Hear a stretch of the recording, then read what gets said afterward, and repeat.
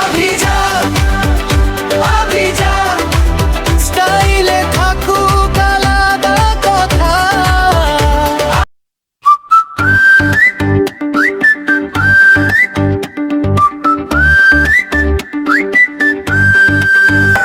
এই যে দেখুন, এই যে আসুন, স্টাইলের নতুন গল্প শুনুন।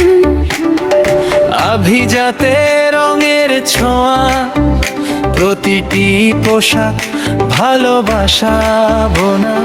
নিজস্ব কারখানা, নিজের বিশ্বাস, প্রতিটি পোশাকে গুণের আভাস।